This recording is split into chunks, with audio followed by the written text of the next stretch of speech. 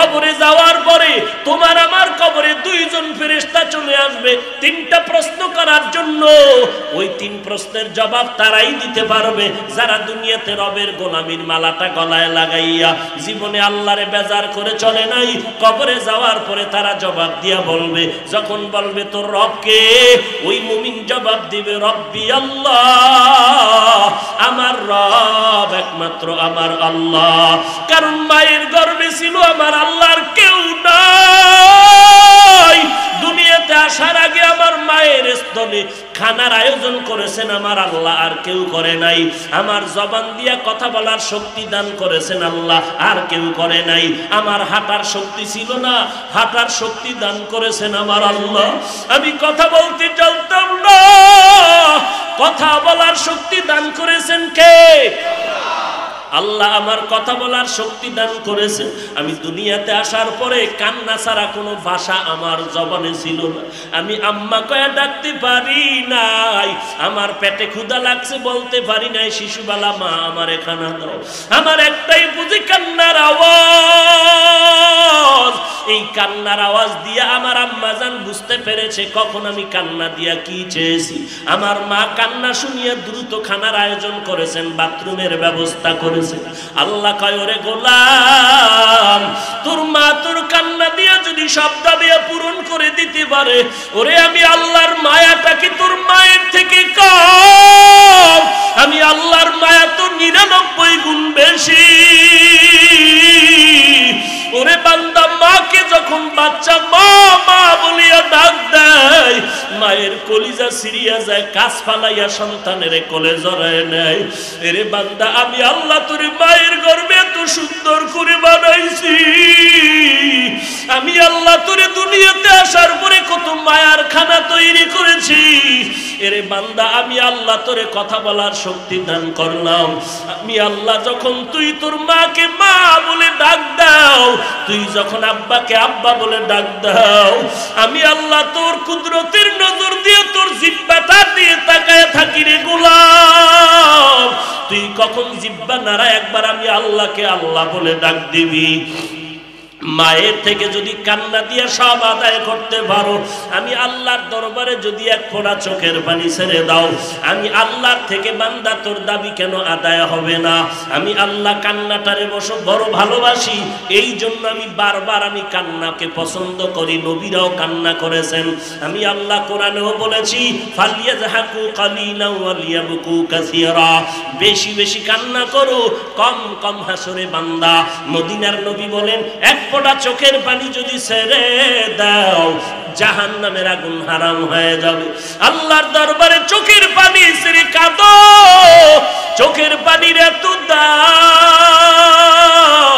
এরে যুবক আল্লাহর গোলাম, ডানে বামে তাকাইয়া দেখ, দলাদলি সারিয়া একটু চিন্তা কর। তোমার আমার মতো কত যুবক স্কুল কলেজে পড়ে, নামাজ বাদ দেয় না। নিজের একটু প্রশ্ন করো, বাবা তুমি পারো না কেন? তোমার মতো যুবক র্যাব আর্মি পুলিশের চাকরি করে, নামাজ বাদ দেয় না, তুমি কেন পারো না? জবাব ঠিক করো। তোমার আমার মতো যুবক সন্তান ব্যবসা করে, চাকরি করে, নামাজ বাদ দেয় না, তুমি কেন পারবা না রে বাবা? আল্লাহর কাছে তওবা করে নাও। অন্তর ধোলাই করবি, না হয় কোরআনের জ্ঞান থাকবে না। এই জন্য নবীকে আল্লাহ বলেন, কোরআনের জ্ঞান দেওয়ার আগে অন্তরটারে ধোলাই করো। কারণ অন্তরের মধ্যে গুনার পর্দা থাকলে কোরআন ধরে রাখতে পারবে না। নাম্বার 2, অন্তরে যদি গুনার ভেজাল থাকে, আর এই ভেজালওয়ালা অন্তর নিয়ে যদি কোরআনের ব্যাখ্যা শিখতে যায়, তাহলে তার ব্যাখ্যা হবে সমাজের মধ্যে প্যাঁচ লাগানোর ব্যাখ্যা। ঠিক কিনা বলো? এটা হলো বড় কথা। অন্তরের গুনাহ ময়লা পরিষ্কার করো, না হয় তোমার অন্তরে ভেজাল নিয়ে কোরআন শিখতে গেলে শিখবাও বাঁকা, ব্যাখ্যা করবাও অপব্যাখ্যা করবা, সঠিক ব্যাখ্যা তোমার দ্বারা হবে না। অপব্যাখ্যা করনেওয়ালারা আছে না নাই? আরো জোরে বলেন। এইবার আর একটা পয়েন্ট, অন্তর ধোলাই করবে কে? এতক্ষণ বয়ান শুনলে বলেন, অন্তর উম্মতের অন্তর ধোলাই করবে কে? নবীর দায়িত্ব না? 1 নম্বরে নবীর দায়িত্ব কোরআনের তেলাওয়াত, 2 নম্বরে উম্মতের অন্তর। এখান থেকে চিরন্তন শিক্ষা নিবি চান্দিনার মুসলমান। আর বুকের পাটা শক্ত থাকলে বয়ানের পরে বসবি। চ্যালেঞ্জ করে বলছি, অন্তর ধোলাই করার নাম আত্মা শুদ্ধ করা। নবীর দায়িত্ব উম্মতের অন্তর থেকে গুনাহ দূর করে দেওয়া, ধোলাই করা। এটা নিজে নিজে পারবে না।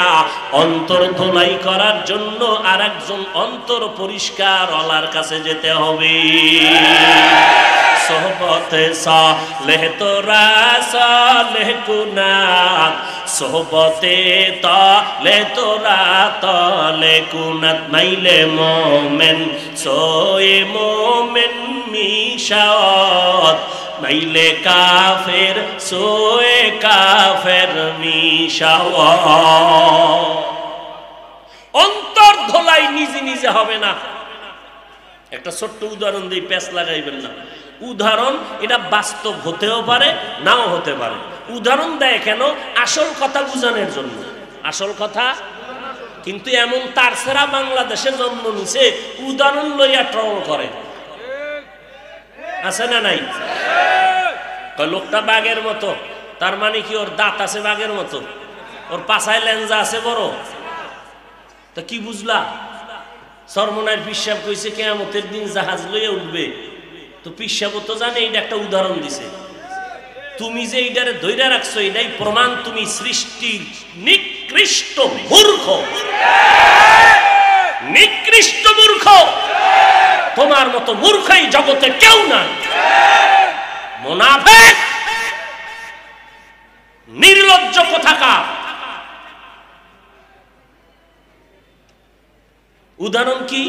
আমি বললাম এই জামাটা আমি বানাইছি, খেয়াল করছেন? জামাটা আমি বানাইছি। কি বুঝছেন? আমি এটারে সুই সুতলে সেলাই করছি। তাহলে আমি বানাইছি কথার মধ্যে বুঝা গেল ভিতরে আরেকজন ঢুকানো আছে। কে আছে? টেইলার আসেনি? ঢুকানো আসেনি? এইটারে আরবি গ্রামারের মতে বলে ফেলে মুতাআদ্দি, অর্থাৎ কর্তায় কাজটা কমপ্লিট করতে পারে না আরেকজনের সহযোগিতা ছাড়া। আর একটা হলো ফেলে লাজিম, আমি দাঁড়াইছি, আমি দাঁড়িয়েছি বা আমি খেয়েছি। স্বাভাবিকভাবে আমি দাঁড়িয়েছি, এখানে কি আরেকজন ঢুকানো আছে? অর্থাৎ এই কাজটা কর্তা শেষ করছে, আমি দাঁড়াইছি, কাম শেষ। আমি যে জামাটা বানাইছি, জামাটায় দাগ পড়ছে, এটাকে পরিচ্ছন্ন করেছি, লন্ড্রিতে দিয়েছি। তাহলে এখানে আমি জামা বানাইছি, এখানে টেইলার ঢুকানো আছে।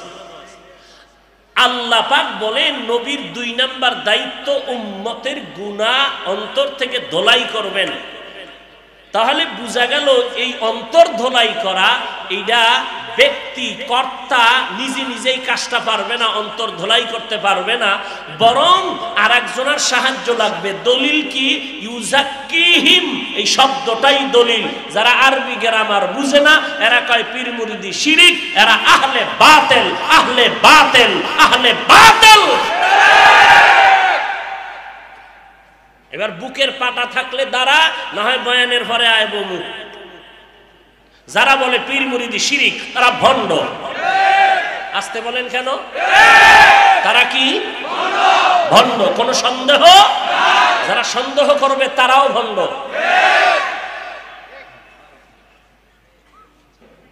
ইউজাক্কিহিম, এই শব্দটাই দলিল। অন্তর ধোলাই করতে হলে নিজে নিজে হবে না, অন্যের সহযোগিতা লাগবে।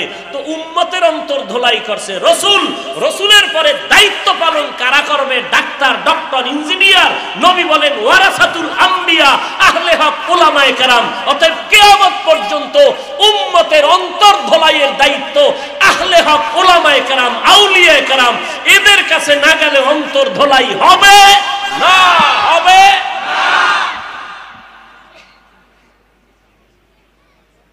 পিসাবের কামি এইটা। আমরা চরমনাই, আমরা তাবলিগে যাই কেন? আমরা তাদের গোলামি করি না, আমরা গোলামি করি আল্লাহর আদর্শ মানি রসুলের। কিন্তু রসুলের আদর্শ চিনি না, জানি না, তারা জানেন, তারা জেনে শুনে সাধনা করে আল্লাহর মোহাব্বত নিয়ে উম্মতের বুঝায়, আমরা তাদের থেকে জেনে জেনে আমল করি। সমস্যা কি? সমস্যা তাদের মধ্যে না, তোমার অন্তরের মধ্যে। যে অন্তর ধোলাই করো নাই, অন্তর কি হয় নাই? ধোলাই হয় না। ধোলাই তো নিজে নিজে পারবা না, কোনোদিনও না। এবার তুমি যুক্তি দিবা না, হাফিজ সাহেব টেইলার যদি কয় জামা আমি বানাইছি, আমি না কইছি আমি বানাইছি, মানে টেইলারে বানাই দিছি। টেইলার নিজেই যদি কয় আমি বানাইছি, এটা আরবি গ্রামারের আর এক কায়দা আছে, খেলাফে কেয়াস। মিজান কিতাবে আছে মগার বা আরেজ, এটা তোমার চান্দিতে ঢুকবে না, তোমার চান্দি গরম হয়ে আছে ইন্টারনেটে ঢুকবে না। সূরা ফাতিহার মধ্যে পীর মুরিদির সবক আছে। তো এক যুবক ছেলে একদিন কয় কই হুজুর, আমি তুই পড়ো কি? কয় ট্রেনে পড়ি। আদার বেহারি জাহাজের খবর নিলে কি বুঝবি? রিক্সাওয়ালায় যদি ট্রাকের সাথে বিশ্ব রোডে পাল্লা দেয় কি হইব বুঝেন তো? রিক্সাওয়ালা ট্রাকের সাথে পাল্লা দিছে, সাহস পাইলো কয় কয় ভিতরে মেশিন লাগাইছে, বুঝেন নাই? লাগাইয়া এখন বিশ্ব রোডের মাঝখান দিয়ে চলতেছে, ট্রাকওয়ালা আওয়াজ দিতেছে, সাইড দেয় না। তোমার মেশিন আছে, আমারও আছে। তো ট্রাকের ড্রাইভার আর কত সহ্য করবে? এক থাপ্পড় দিয়া রাস্তার ঢালে ফালায় দৌড়। রিক্সা একদিক করে ভর্তা হয়েছে, রিক্সাওয়ালা আর এক জায়গায় পরে চামড়া শেষ। কান্দার আওয়াজ। একজনে কয় কি বলে চামড়া নাই, কয় মিল্লাত ভাম লাগা, কয় ভামে কাম হয় না। ডাক্তার কোন রকম ঔষধ দিয়ে সুস্থ করলো, রিক্সা ড্রাইভার আবারও কাঁদে। বলে আবার কাঁদিস কেন? কয় যেই ট্রাকে ধাক্কা দিয়ে ফেলে দিল সেই ট্রাকে আবার পেছনে লেখা দেখলাম আবার দেখা হবে, এই জন্য কাঁদতেছি। রিক্সার ড্রাইভার ট্রাকের সাথে পাল্লা দিও না। আরবি বুখারী পড়তে পারো না, কোরআনের আরবি বুঝো না, তুমি বুখারী বইলা চিল্লাইলে কি হইব? কি হইব বলো তো? বাংলা হাদিস নিয়ে দৌড়াও, বুখারীর আরবি বুঝো না, আরবি হাদিসে মুতাওয়াতির, হাদিসে মশহুর, হাদিসে হাসান, হাদিস হাসানলি জাতিহি, হাসানলি গায়রিহি, এগুলো বুঝো না। তুমি কাও জয়ীফ হাদিস মানি না, রসুলের হাদিস জয়ীফ হইল। এই জয়ীফ আর সহি এটি রসুলের যুগের কথা না, এটি পরবর্তী মুহাদ্দিসিনে কেরামদের পরিভাষা। বর্ণনাকারীদের যোগ্যতার ব্যবধানে হাদিসের মান ব্যবধান হয়ে গেছে, এটা রসুলের কথায় কোনো ব্যবধান নাই। রসুলের ছোট্ট কথাও উম্মতের কাছে আকাশ পরিমাণ বড়। চালাকি ছাড়ো, আল্লাহর গোলাম হওয়ার চেষ্টা করো। আমরা আল্লাহর গোলাম, আমরা কারো অন্ধভক্ত না। দেখো না তাবলিগে লাগছে, আমরা হক আল্লাহর গোলামি করি, এই জন্য লাগছে। ওই মুনাফিকেরা কি বলছে? তাবলিগে লাগছে। আমি বলছি অসম্ভব, হক বাতিলে লাগছে, তাবলিগে লাগে নাই। আব্বাও যদি উল্টা পাল্টা করে, হকপন্থী আমরা বাবাকেও ছাড় দিতে প্রস্তুত নাই। পীর সাহেবের তো আরো পরের কথা। অতএব আমরা অন্ধ গোলাম না, আমরা সচেতন গোলাম, আল্লাহর গোলামি করি।